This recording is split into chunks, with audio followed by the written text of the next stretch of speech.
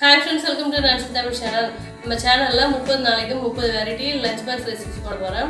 இன்னைக்கு first day. இன்னைக்கு veg fried rice எப்படி பண்றதுன்னு பார்க்கலாம். நான் இன்னைக்கு 200 கிராம் அளவு பாஸ்மதி ரைஸ் எடுத்துர்க்கேன்.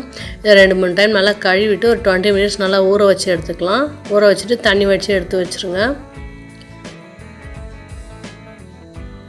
அடுத்து தேவையான வெஜிடபிள்ஸ் எடுத்துர்க்கேன். இத நல்லா கழுவிட்டு அதுக்கு அப்புறம் பொடி பொடியா கட் பண்ணி எடுத்துக்கலாம். ஒரு கேரட், கொஞ்சமா பீன்ஸ், ஒரு சின்ன சைஸ் கேப்சிகம், கொஞ்சமா கேபேஜ் எடுத்துர்க்கேன். அடுப்புல ஒரு பாத்திரத்துல தண்ணி சேர்த்துட்டேன். தண்ணி நல்லா கொதிக்க ஆரம்பிச்சதுக்கு அப்புறம் அரிசியை சேர்த்துக்கலாம். ரைஸை சேர்த்துட்டு நல்லா கொதிக்க வைங்க. 3/4 பங்கு வெந்திருந்தா போதும். இது கூட கொஞ்சமா உப்பு சேர்த்து வேக வச்சிருக்கேன். நல்லா மிக்ஸ் பண்ணிட்டேன். அரிசி நல்லா வெந்துருச்சு. இந்த ஸ்டேஜில் அதை தண்ணி வடித்து எடுத்து வச்சிடலாம். ஒரு டைம் தண்ணியில் கழுவிட்டு தண்ணி வடித்து எடுத்து வச்சுக்கோங்க. அப்போ தான் உதிரி உதிரியாக நல்லா வரும். இப்போ வெஜிடபிள்ஸ்லாம் நல்லா கட் பண்ணி வச்சுட்டேன். அடுப்பில் பேன் வச்சு எண்ணெய் சேர்த்துட்டேன். இதில் 1/2 ஸ்பூன் அளவு இஞ்சி பூண்டு பேஸ்ட் நல்லா இடிச்சிட்டு சேர்த்துருக்கேன். அடுத்து ஒரு பச்சை மிளகாய் சேர்க்குறேன். குழந்தைகள் பண்ணுறதால காரம் குறைவான அளவு தான் சேர்த்துருக்கேன். அடுத்து கட் பண்ணி வச்ச 2 பெரிய வெங்காயம் சேர்க்குறேன். வெங்காயம் இந்த அளவு வதங்கினா போதும், ரொம்ப வதங்கக்கூடாது. அடுத்து கட் பண்ணி வச்ச கேரட் சேர்க்குறேன். அடுத்து கட் பண்ண பீன்ஸ் சேர்க்குறேன்.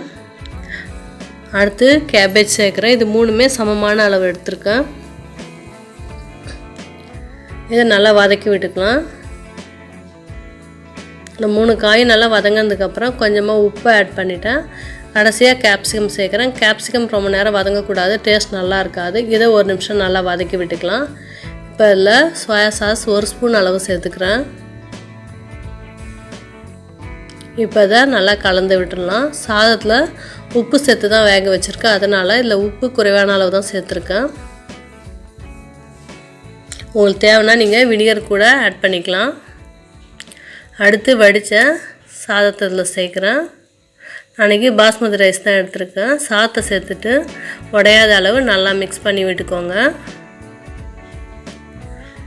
நான் 200 கிராம் அளவு ரைஸில் 2 குழந்தைங்க சாப்பிட்ற அளவு தான் யூஸ் பண்ணியிருக்கேன். எனக்கு தேவையான அளவு பண்ணியிருக்கேன்.